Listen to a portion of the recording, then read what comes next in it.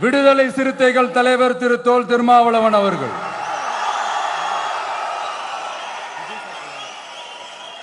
அவங்களால இன்னைக்கு வர முடியாம போச்சு.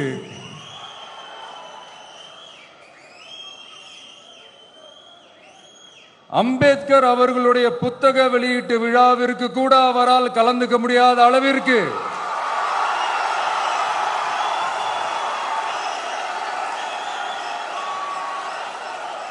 கூட்டணி கட்சிகள் சார்ந்து எவ்வளவு பிரஷர் இருக்கும் என்று என்னால் யூகிக்க முடிந்தாலும்